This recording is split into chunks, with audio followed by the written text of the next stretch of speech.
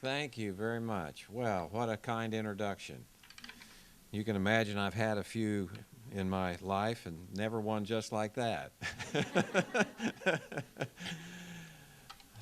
Dr. Ryan, good to see you back there, and to all of you who are gathered here today. It's a real treat to be on the campus here at Regent University, and I want to congratulate the winners of the essay contest. Now, you know, in a business sense, we now know that they have a bundle of excess cash.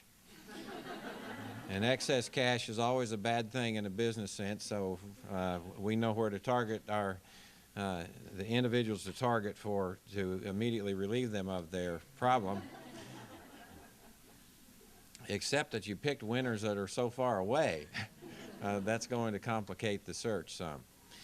I thought I was asked first, what about a title for today? And because I believe so intensely in the requirement for lifelong learning, I thought that was the way we might spend a few minutes today. I would share with you that, and as Sarah has said, I have just completed a little brief career in the Navy, 37 years. And the culmination of that experience, of course, was 5 years working in Washington inside the five-sided puzzle palace up there. I love to say, actually, the Pentagon was a wonderful place to be, an interesting building. The shape of it did, in fact, fit the nature of life up there. Every issue had at least 5 sides to it. And it was a place where a unique experience. I had a couple of bosses that you've heard of, a guy named Rumsfeld, and indirectly I worked for the president, but through Secretary Rumsfeld. But the real interesting part of life up there was I really had over 500 bosses, and they were all over on Capitol Hill. They were also my banker, and so that's why Sarah immediately went to the financial side of this event this morning. But if one thing sticks out in my mind relative to the experience that I had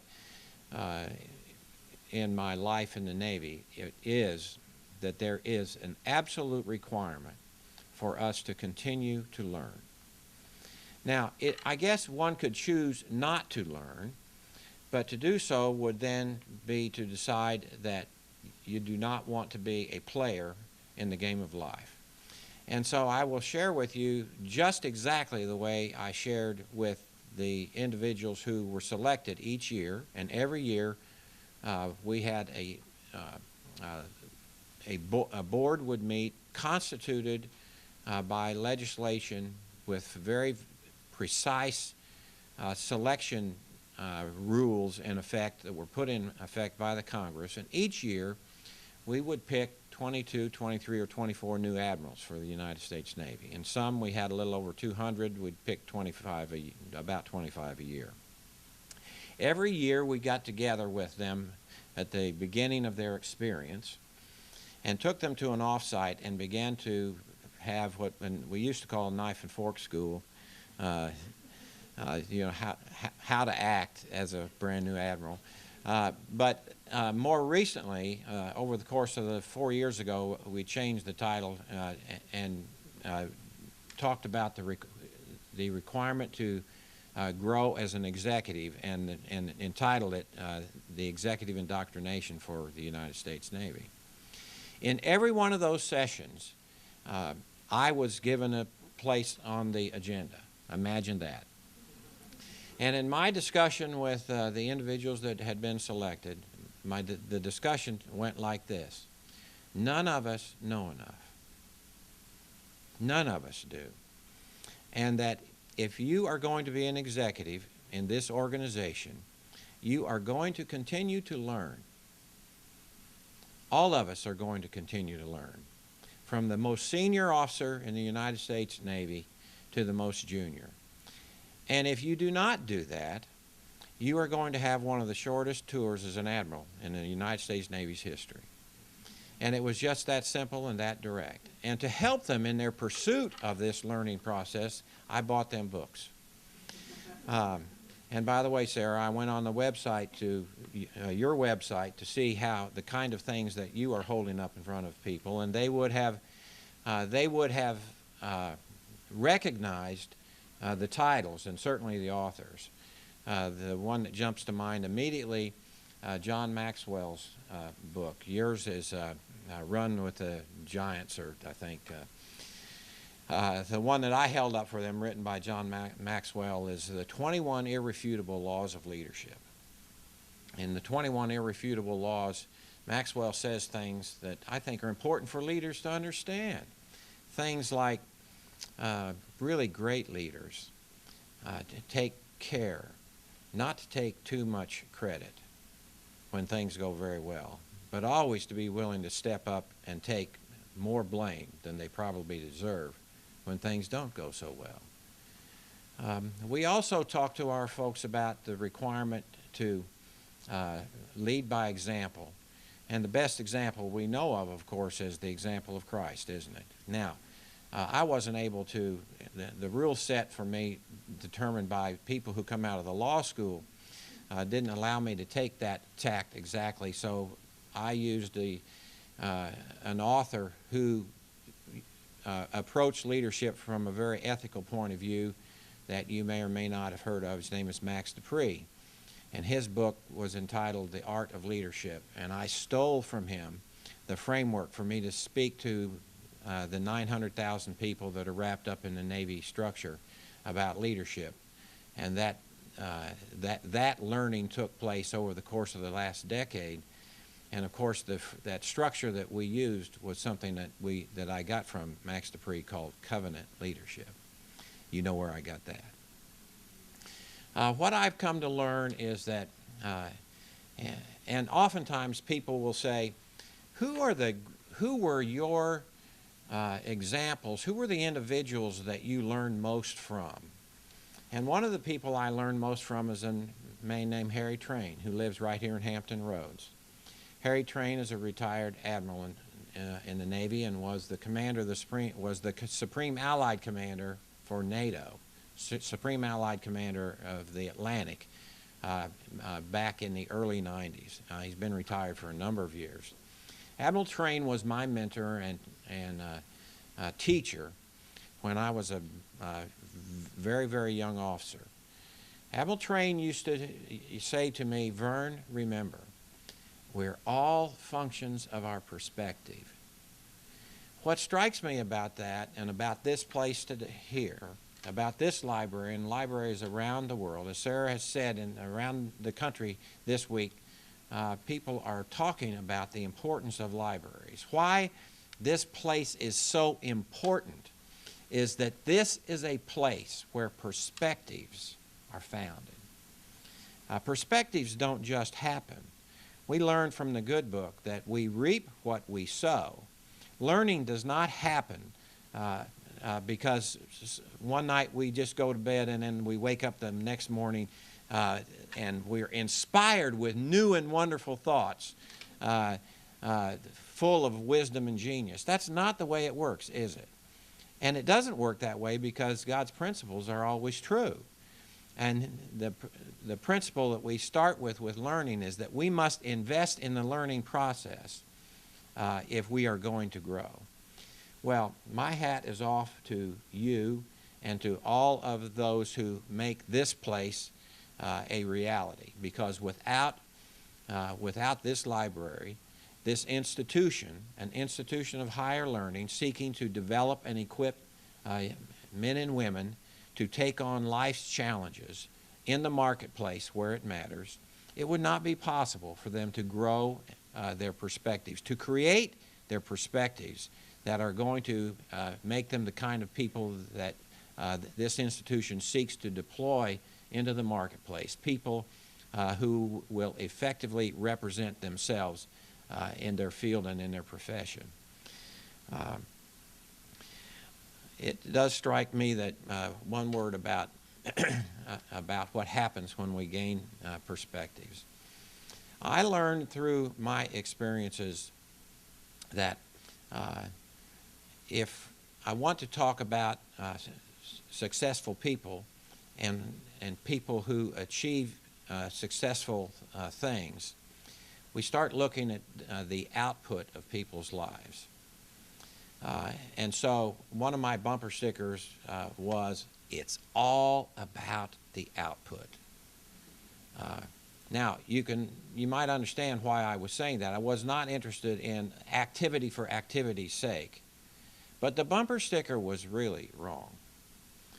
The bumper sticker misstated it really. It really starts with the input. What does the good book teach us about that Christ said about all of this?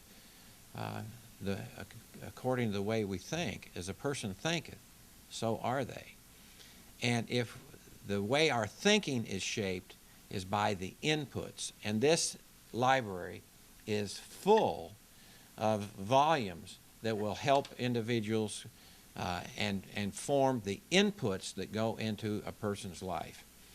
And then what people see and what we want them to see about the young men and women who graduate from Regent University, they see the output, and the output is what affects men and women and organizations and families and neighbors, and that is the product that we deploy into the marketplace from Regent University.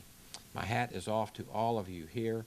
I thank you for the chance to be with you here this morning, early afternoon.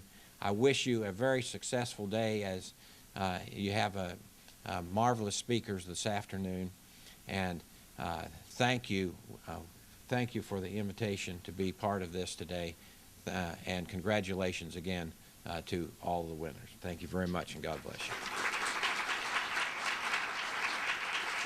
She said that, Sarah said that we could take time for a question or two if anybody's got any questions that you might want to address to us today. Yes, ma'am. I know you said that Max Dupree was the recent author that you really got a lot of knowledge from him, and Admiral was who inspired you. But growing up, when you were younger, what book most inspired you to become who you are today? I think that the things that inspired me early on were my mom and dad. The book that they put in front of me was the good book. And as I did whatever. I don't have a great story to tell you about the years that I spent away from God and all that. I don't have a story like that. I grew up, my father's a minister, and I grew up in a home where we were taught at a very early age what the characteristics of Christ were all about, and how the model that we were supposed to pursue. So when I think about those early years, that's what I think about.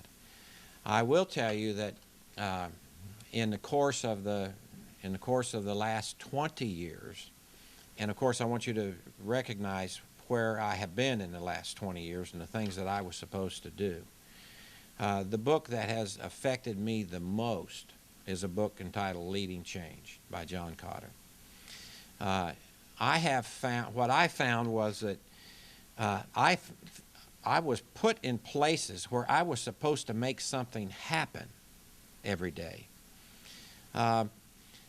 Sarah talked about the ships we commanded. 20 years ago, I was on the waterfront. But over the course of time in the last 20 years, I've found myself moving into positions where I was responsible for larger and larger groups of people.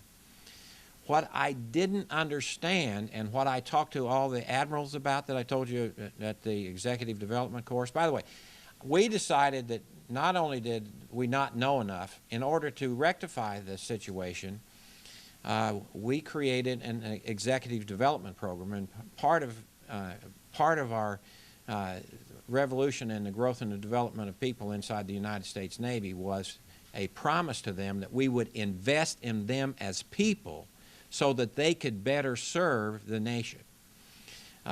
In the process, we created an executive development course for all of the admirals in the United States Navy, all of them. Leading change was the most important work inspiring that move. Because I found that, first and foremost, I had a responsibility to try to make it a better place. And I also understood that it was never going to be possible for me to do that all by myself. John Cotter inspired us with some ideas that I believe changed the face of the institution I served forever. He started by saying that if I was going to be effective, I was going to have to convince people, create a sense of urgency that change was required.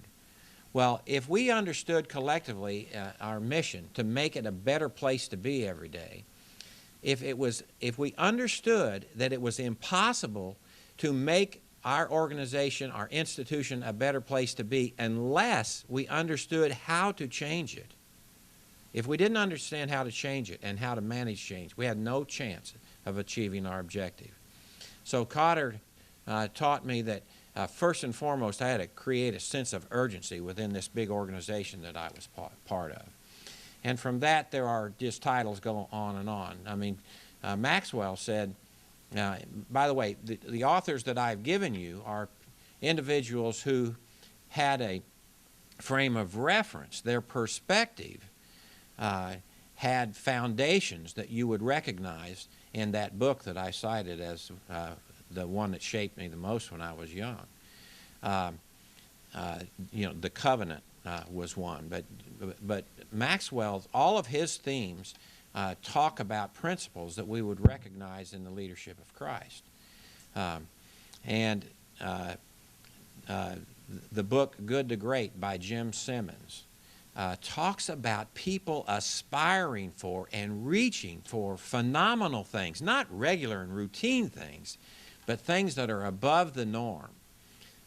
My experience is that people want to achieve important and good things. And one of the exciting things is to be part of an organization that can do that. And that, again, is what this is all about this week.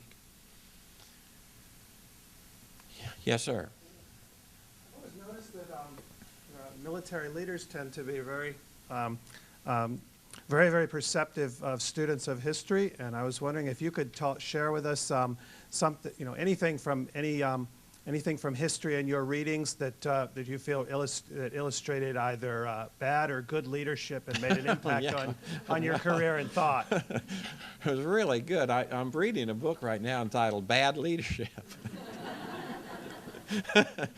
It's important for us to focus on. We have this bias when we even use the term leadership that it's all good.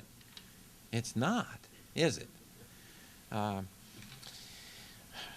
I enjoyed reading the histories surrounding the beginning of World War II. Loved Winds of War and a whole set of books from that era. But the reason I did is that I was inspired by the story that I was able to share many years later on the 60th commemoration of the attack on Pearl Harbor. I was invited, because it was the 60th, I was invited to go out there. And the commemoration was held on the Arizona Memorial. The Arizona Memorial is a small memorial. You can walk on it, and you can get maybe 200 people on it, elbow to elbow. It's very tight. You can imagine for the 60th, Brokaw's greatest generation, they were all coming back. On the pier that day, I was coming out to, you have to ride a boat to get out to it. I was standing on the pier, and the Admiral's barge, which belonged to the commander out there, the commander of the Pacific, was coming to pick us up. And as I was standing there, there was an old gentleman there he was Grandpa. And he was one of the survivors, 60 years before. I was so taken with him and his family that day. Turns out 28 of Grandpa's family members were there. And they were all standing over in a group. They couldn't go to the memorial because you could not get on the memorial unless you were representing a particular group of veterans. But I went over and met Grandpa and his family members that day. And it took me back to the things that I had so enjoyed reading in my early days in my career that told about those individuals 60 years before who had been gone through such an incredible day, but the courage of those people who refused to be among the defeated and refused to let the enemy conquer them and refused to leave the Navy of the United States of America lying on the floor of the harbor in Pearl Harbor. It flashed back to my mind what they had gone through back then, and then hearing the stories that day, and let me tell you what it was like. We all got out to the Arizona, and every one of them the individuals were from that era, had been there 60 years before. And they came one by one, called out, announced, representing a veterans group. And it was a long and narrow memorial, and right in the center is an area cut out where you could look down and see the ship that's still lying on the floor. This one was, her back was Arizona's back was broken, and she couldn't be resurrected. And there were 1,177 Americans entombed in that platform. And as they came up one at a time, they took a flower from the wreaths that were sitting there, and then they laid them over the rail. And then these old guys stood up as straight as they could, and most of them were kind of curled over. And they stood up as straight as they could, and they saluted their shipmates that were entombed in the battleship down below them. I read about their inspiring stories years and years, 40 years before. But the courage of people like that in the early days inspired me. And by the way, for this group, you'll hear this someday probably, I never ever knew I was going to be in the Navy very long, more than 3 or 4 years. It wasn't supposed to turn out this way, but it just did. Anybody else? Yes, ma'am. How do you think your career in the Navy prepared you to teach students here at Regent? Well, I'll tell you what, I've been teaching for 37 years. Most people think that I got up every morning and wrote down all the orders I was going to give that day. I almost never gave an order. I've spent my life teaching. And my belief is that if you're not effective teaching, growing, developing, my life has been about growing and developing young people. That's what it's been about. Now, I will tell you, it is, to be absolutely accurate, the age of my students has been changing. As the longer I was around, the older my students became. Such that, the last 5 years my students were primarily at the Admiral level. But I've been teaching for 37 years. And so when the phone rang, I was relieved on the 22nd of July, and we had set a procedure in place that we would take no telephone calls at all about life after, a follow-on career until the 23rd of July. The first call I received was from Regent University and Dr. Ryan and Attorney General Ashcroft. It was a team call. They were both in Europe. And I really did not know what this was about. I knew that, we made an appointment to call, and I believe it was at 9:30 Eastern Time. And at 9:30, the phone rang, and then the Ashcroft family and the Clark family go way back. Attorney General Ashcroft's father was the president of the little college that I went to. I went to a small school called Evangel College, and so our families go way back. He introduced me to Dr. Ryan on the telephone, and then he hung up, and we began to talk about this. And lo and behold, here we are. Miracles. Well, look, we'd better stop. Thank you again for the opportunity to be with you. Congratulations to all those that are recognized today. And thank you, especially those of you who are part of the organization here that makes this learning place, this place where people gain their perspectives, this place where inputs are created that will enable our students to be the kind to possess the kind of output in their lives that will make an impact on the communities that they live in and reach and teach. Thank you for what you do here at Regent University. God bless you.